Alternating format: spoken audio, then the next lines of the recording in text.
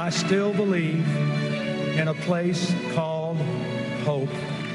I accept your nomination for President of the United States. I experimented with marijuana a time or two, and I didn't like it and didn't inhale. You could put half of Trump supporters into what I call the basket of deplorables.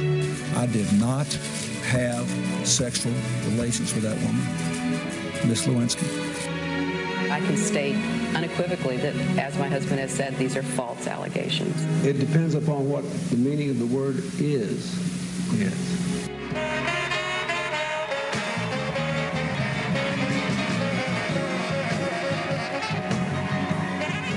The great story here, for anybody willing to find it and write about it and explain it, is this vast right-wing conspiracy. What difference at this point does it make?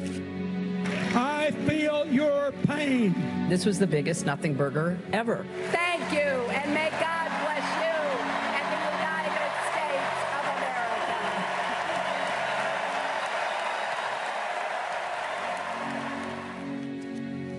If you're a recent college graduate, that's your entire life. That's how long the Clintons have been in control, a quarter century.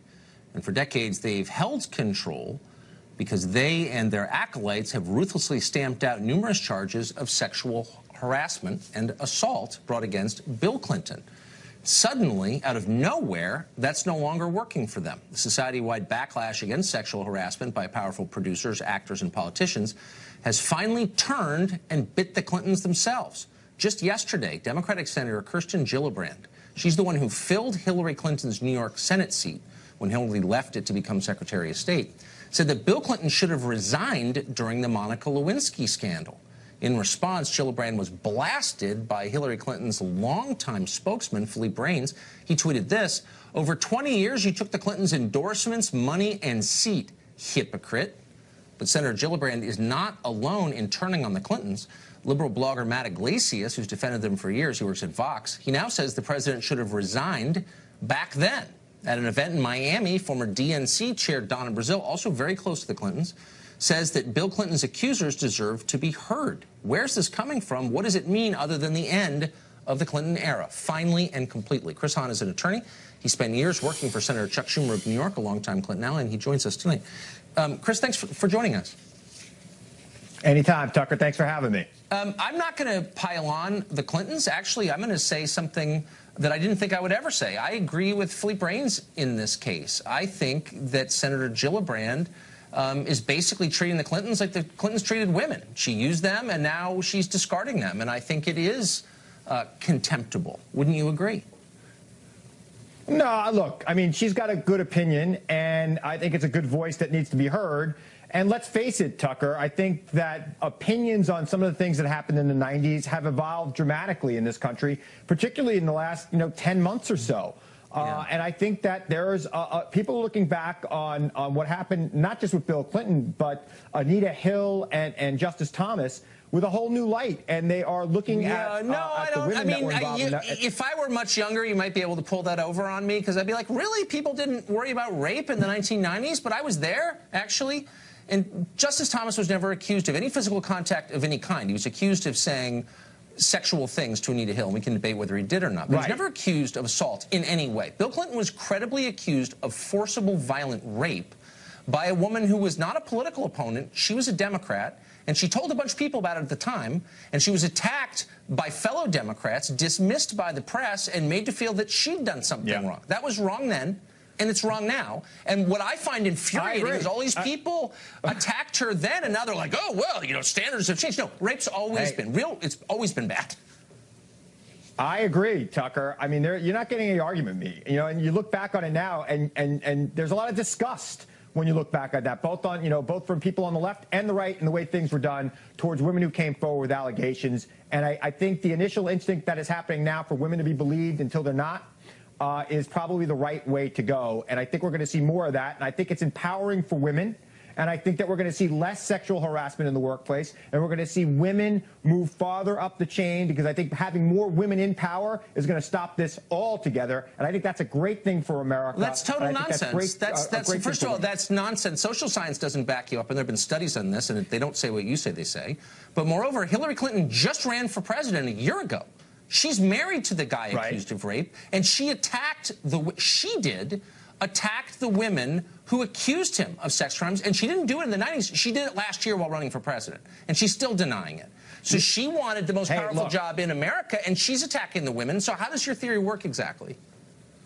Tucker, you know, on the Clintons, I love them. I think Bill was a great president. I think she would have been a great president. They are no longer going to be the leaders of the Democratic Party. That is very, very clear at this point. In about a year and a half, we'll pick a new nominee to run for president, and he or she will be the leader of the Democratic Party going forward until they're not president or until they lose the presidential race. No, you're right, and that's an interesting conversation. No, look, I agree with you, and actually, I would love to have a longer conversation about which wing in the party is ascendant at this point. But I can't, we need to, and I don't want to do a week of sex stories about the Clintons, because they're off the stage. I agree with you. I hope this is the last one we ever do. They're gone. Look, I agree with you. But Michelle Goldberg at the New York Times is not gone. She has a column there. She's totally fraudulent, a fraudulent feminist. She's writing this, quote, because of Broderick's allegations, Bill Clinton no longer has a place in decent society. Now, we can say Bill Clinton's off the stage. Michelle Goldberg's not off the stage. She still has a platform, and people listen to her and take her seriously. Where was she a year ago? These allegations are 20 years old. Why should we let Michelle Goldberg, this ersatz feminist, off the hook for just now recognizing rape is wrong? Like, why should I forgive her for that? I've seen Michelle Goldberg. I don't think she was writing a column for the New York Times in 1996. She was defending Hillary Clinton a year ago. I read her stuff. She was defending Hillary. We'll have to vote for Hillary. Well, look, Tucker, you're going to hold Hillary Clinton responsible for her husband's crimes? That's ridiculous. No, I'm not. I'm not actually. And by the way, I'm being as honest as I can be. Why should Michelle Goldberg? Because all of us knew. I'll tell you exactly why. Because Michelle Goldberg and lots of other people on the left thought it was more important that they have power than that some woman get justice. Okay, fine, but you can't pretend to be a feminist simultaneously, which is what people like Michelle Goldberg, and it's not just her, it's the entire feminist establishment that covered up for his crimes because they wanted him in office. And I just think they should be held accountable for that. Not the Clintons, they're defenders. Like I said, I think there's been a major evolution in this country, and I think that's a good thing, and I think things are going to change, and we're not going to be seeing these things covered up and swept under the rug. So, and that's not necessarily good for the current president either. That is not necessarily good for the current president. People didn't think rape was a big deal last year during the campaign? I thought the Democrats were the party of women. But you're telling me they didn't take it seriously last year? Tucker, the person who was accused of rape was not running for president last year. His wife, who attacked the woman who accused him, she was never accused of rape. She believed her husband. That was her crime, Tucker. She didn't believe her husband for a second. And don't insult my intelligence. She attacked the women who accused him. I was there. I covered this in 1998, and she led the charge against Monica Lewinsky, who did nothing wrong. She was like a kid. And Mrs. Clinton is the one who said she's a stalker and a nutcase and don't believe her.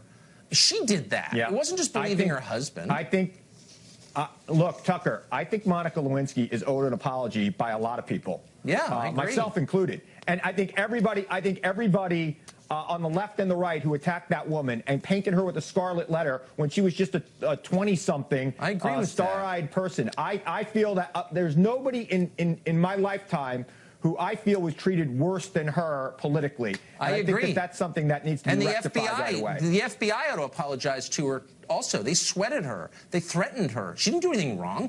I mean, she did something, she was a kid. She's an intern. But I agree. There are many people responsible for wrecking that woman's life. But Hillary Clinton is one of them. And my only point is, when it was politically expedient, all these fake feminists defended Hillary Clinton. And now that she's off the stage, they're like, oh, I can unburden myself. Just kidding. He's guilty. Well, look, I don't think they're fake feminists, Tucker. I think they were compartmentalizing some of their feelings on different things. I know a lot of women